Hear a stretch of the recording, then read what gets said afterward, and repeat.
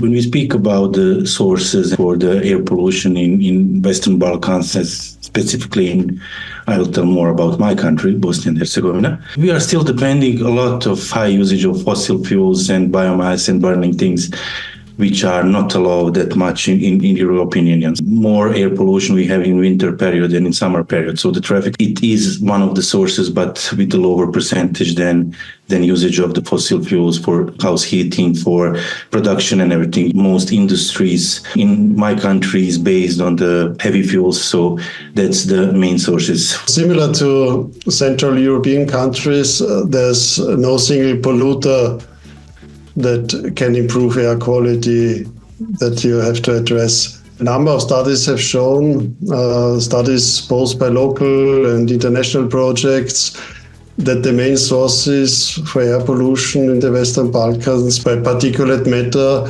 comes from energy production, domestic heating, traffic, and agricultural residue burning. And as particulate matter stays in the atmosphere for some days, it's also formed by gases, precursors. Measures should be taken on all scales. This means that all these sources have to be addressed on all spatial scales, from local and urban level to economy-wide measures and international scale. And within cities, the focus should be on domestic heating and traffic. Want to take air pollution on an economy-wide scale, the focus might be more maybe on energy production and industry.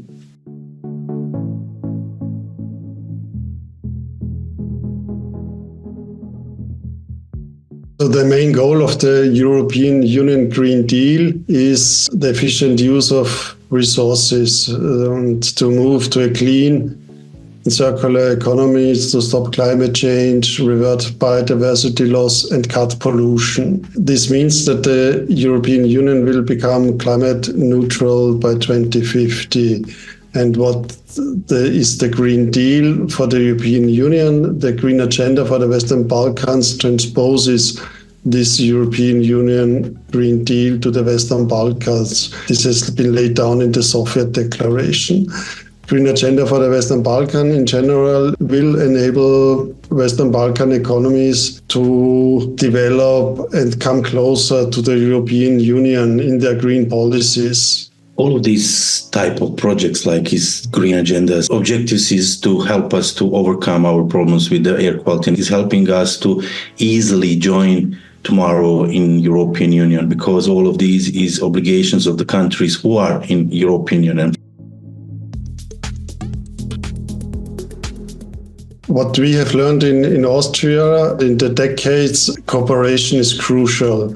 As air pollution does not stop at borders, the problems are the same in neighboring countries, and also Austria is a small country which is influenced by air pollution from neighboring countries. So it's important to cooperate with our neighbors, but it's also important to cooperate within the country, to have the same quality assurance procedures, to learn from each other, to avoid mistakes, and to use the limited resources in an efficient way. In our country, like in countries next to us, our neighbors, Serbia, Montenegro, Albania, we have a lot of thermal power plants working, and we don't have plan to close them that soon. We are still polluting our neighbors, even if we don't want to do it. So that's why we need help from the countries who oversaw these problems. For example, Austria is one of them. But for example, when we also look at laboratory, not all laboratories have to analyze all pollutants. One laboratory focuses on substance group A and another on substance group B. So to join the forces and to reduce the costs for each economy. Yeah, this was one of the ideas that we had to do, because we are small countries, low budgets. Reference laboratories are really expensive to maintain and to run.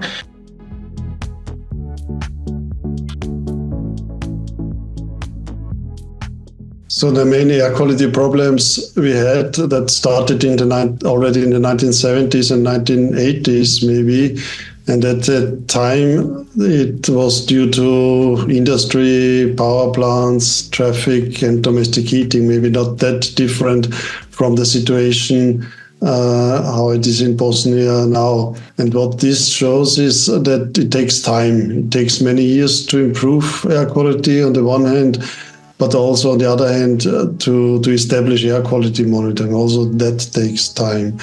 And what we have learned is what is crucial is the cooperation between national and regional level of administrations, and also a stable administration, so that people stay in the laboratory, stay in the ministries. And this requires also stable financing of all these institutions. What is happening now in this period, it's that the obligation about the air is separated on the different levels. You have 10 cantons. Every canton has obligation to do something about their air, not synchronized. So we lose the responsibility there in the chain of responsibility. Actually, we know what to do, but who's responsible to do it at this moment? There need to be a responsibility chain in our country. Now, according to new law, we will do something that experts from Austria and Sweden help us to do. So we can learn a lot from them. We are learning. Actually, I'm here today to learn something from them.